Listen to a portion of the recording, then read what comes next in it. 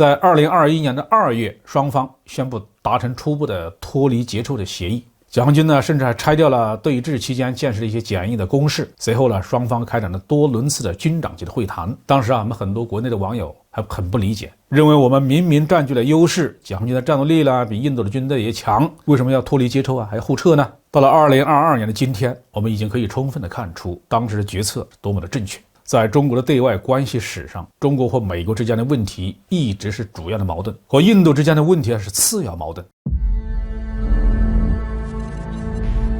各位网友大家好，欢迎来到报名说。这期话题说的是印度考虑缓和对华关系，这份明智迟到了60年。如果您对这个话题也感兴趣请给我圈个有用。3月22号亚洲时报报道，印度正在考虑缓和与中国的关系。报道说，两国的外交官将很快就要实现互访，印度的外交部长苏杰生呢也将访问中国。如果双方会谈顺利，从2020年开始的两国紧张关系这种局面就可以得到缓解了。那现在最新的消息，我们王毅外长已经在25号完成了对印度的工作访问。看到这条消息不由得回想起拜登政府刚刚就任时候的那个情况。当时中国和印度在边境的西段进行了长时间的武装对峙。在2021年的2月，双方宣布达成初步的脱离结仇的协议。解放军呢，甚至还拆掉了对峙期间建设的一些简易的工事。随后呢，双方开展了多轮次的军长级的会谈。当时我们很多国内的网友还很不理解，认为我们明明占据了优势，解放军的战斗力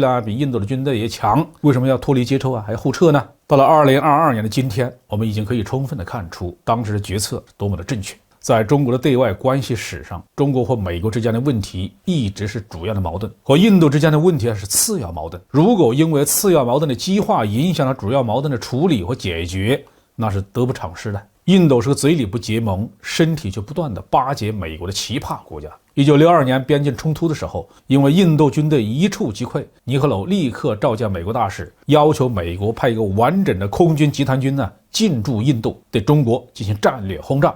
美国的这位大使是百般劝说才打消了尼赫鲁的这个念头。美国一直想在西南边境方向找一个抓手来访华，和尼泊尔签署的所谓 MCC 协议就是个典型的例子。如果把印度逼到没有办法的地步，骑虎难下，必定会在所谓的四方联合机制之下进一步的要求美国进行干预。美国不干预则已，只要决定干预，我们的西南边陲就会遭到严重的威胁，态势非常不利。那给印度一个台阶下，那么它就不太容易引狼入室。如今随着乌克兰局势的演进，印度方面已经逐步看清了美国的嘴脸。印度与俄罗斯之间有着稳固而重要的战略关系。印度不但从俄罗斯购买大量的军火，也是重要的俄罗斯的石油买家。美国和英国逼着印度加入制裁俄罗斯的行列，那等于是把英国的国家安全和社会稳定当作空气，让印度和自己的战略伙伴切割。而英国和美国却不考虑对印度做任何的补偿，这几乎等于是要了印度的性命呢。相比之下，中印之间的矛盾只是小范围的领土纠纷或边境冲突，不会造成印度国家安全的动摇。所以在利害权衡之下，印度方面考虑缓和对华关系，显然是明智之举。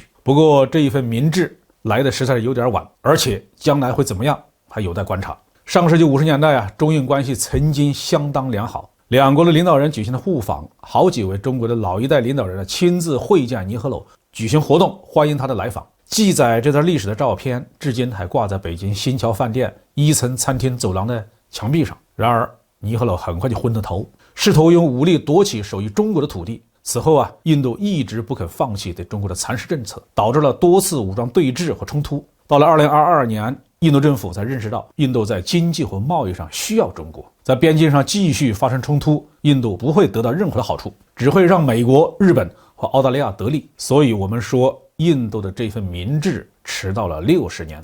不过迟到总归好过没有。希望这次印度能够真正抱着求同存异的精神，重新认识一下自己作为第2大发展中国家的政治定位，重视和中国保持友好合作关系的重要性，不要再把希望寄托在美英集团身上，否则印度永远不可能得到有声有色的大国地位。好，这期话题就说到这里。